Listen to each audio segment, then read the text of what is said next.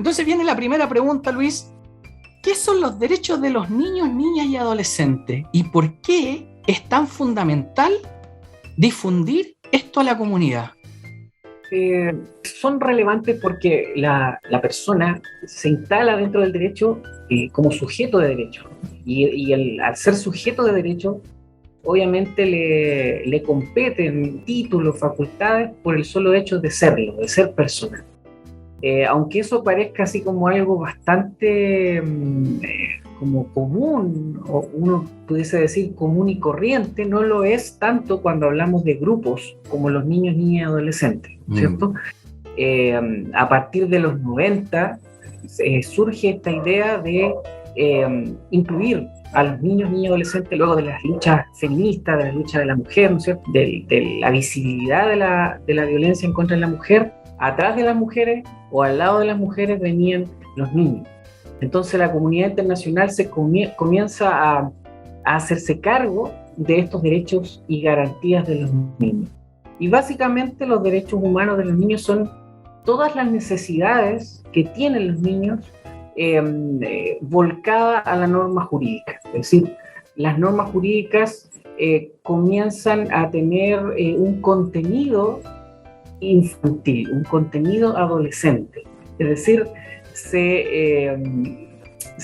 podríamos decir las características de esas normas jurídicas, de esos tratados internacionales, en especial la Convención de los Derechos del Niño, comienzan a tener un contenido especial. Y como depositario de las obligaciones de cumplir con esos derechos a la vida, a la integridad física, a la salud, al esparcimiento, a la educación, ¿cierto? Como depositario de esas obligaciones está, en primer término, el Estado. Pero también hay otros actores, la familia, la comunidad, tú muy bien lo decías al comienzo de la entrevista.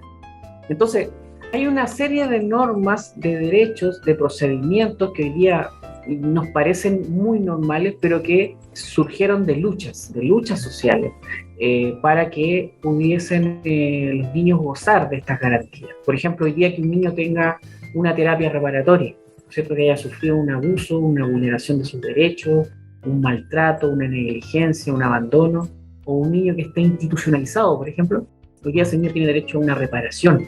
Y eso, solo ese ejemplo, te hace un link, ¿no es cierto?, un enlace con los derechos humanos en general.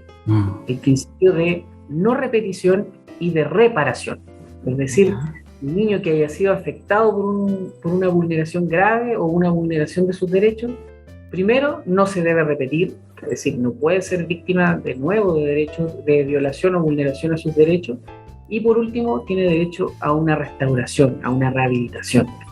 Esas dos cosas ya están instaladas en nuestra sociedad. O sea, nadie puede negar, ya uno pudiese discutir, y ya metiéndonos en temas de política pública, la calidad de eso, las características de esa política pública, si es universal, si es para todos, si alcanza para todos, ya ese es un tema de diseño, ese es un tema de perfeccionamiento.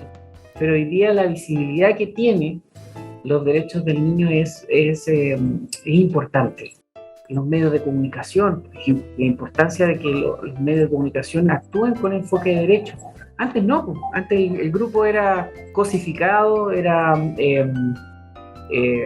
manipulado, podríamos decir incluso, por los medios de comunicación. Oye, no, hay un respeto por los derechos de los niños. Es decir, hay una serie de derechos que vienen de la mano con lo que en la teoría clásica de los derechos humanos se llaman de primera generación: la vida, la salud, ¿cierto?, la integridad física, la movilidad de los niños, etc.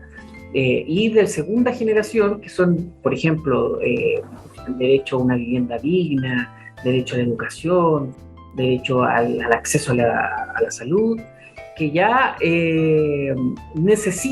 requieren de la labor de garantes. Es decir, esos niños que en algún momento uno no sabía cómo dotarlos de garantías, hoy día hay padres, y si a falta de padres está el Estado como garante de esas garantías.